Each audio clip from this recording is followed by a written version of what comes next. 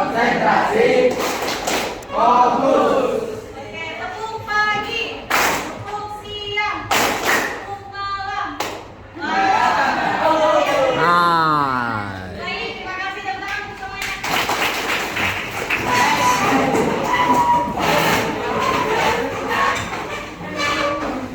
Minggu lalu, apa yang sudah dipelajari dari kelima? Sampah. Tentang sampah. Yang paling terakhir, apakah ada tugas tentang perkenalan tokoh-tokoh sejarah? Ya. Ada. Tokoh-tokoh zaman-zaman pahlawan. Ya. Belum ya, baik. Sebentar Ibu akan putarkan semua video perkenalan. Tapi sebelumnya Ibu tanya nih, sejauh apa kalian mengetahui tentang sejarah Indonesia? Sejarah kemerdekaan. Apa saja yang kalian ketahui tentang sejarah kemerdekaan Indonesia? Merdeka pada tahun berapa? 1945. Tanggal berapa? 12 Agustus.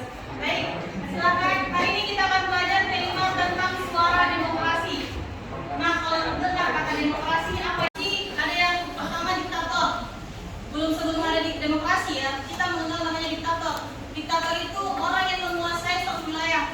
Dia cuma satu orang, tetapi dia bisa menghandle suatu negara. Ya.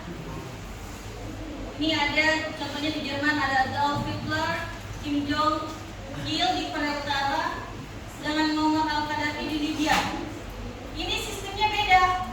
Di Indonesia memang kita dikuasai dalam satu pemimpin negara, tapi batasan waktu yang berbeda ya. Dalam ada batasan waktu cuma 5 tahun, karena kita menggunakan sistem demokrasi. Tapi di luar sampai dia mati. 3 contoh negara ini yang dikuasai sama satu. Dulu di Indonesia pernah ada ya presiden, siapa presiden penjabat yang lama? Soeharto. Nah, dulu sistemnya sebelum ada demokrasi, Pak Soeharto menggunakan sistem diktator. Diktator itu dia yang menguasai wilayah sampai betul-betul dia tidak mampu lagi memerintah, baru dia serahkan ke orang lain. Nah, ini yang dipakai di negara Jerman, Libya dan Korea Utara. Bahkan Korea Utara sampai sekarang dia cuma anaknya kan. Tidak ada sistem pemilihan seperti di Indonesia. Kemudian sistem oligarki.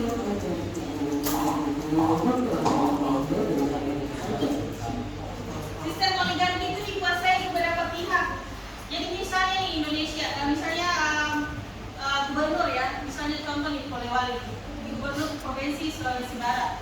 Kalau misalnya cuma 3 kabupaten yang pilih satu orang ini, dia sudah bisa menjabat. Oligarki, siapa yang mendukung paling banyak dia yang menang. Bukan dihitung perorangan, tapi dihitung berapa partai yang mendukung dia. Dia sudah bisa duduk. Ya, tapi sekarang walaupun banyak partai yang mendukung satu orang, tapi kalau pas pemilihan sedikit yang milih dia, tetap saja sistem demokrasi yang di penentu hasil. Berapa suaranya? 1.000. Kenapa 1.000 jadi suaranya? Padahal ini 4 partai besar yang mendukung, bisa saja 40.000 suara. Tapi yang fakta lapangan kalau kita hitung suaranya cuma 1.000.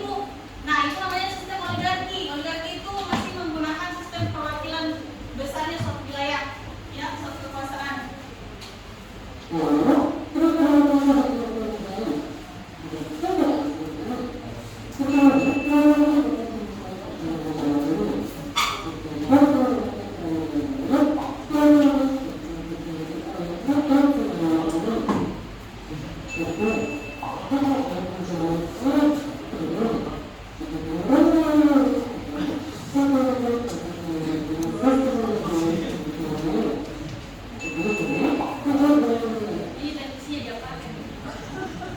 Baik, ini ada tertulis di atas kenapa demokrasi lebih baik. Yang pertama, pemerintah dapat diganti oleh rakyat.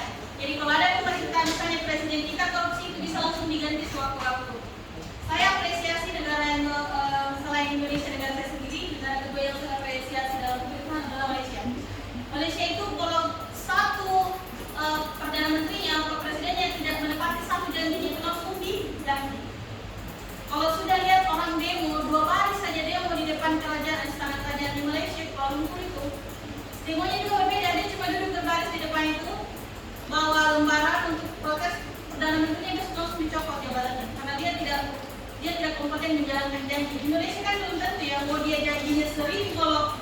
yang dipenuhi cuma satu.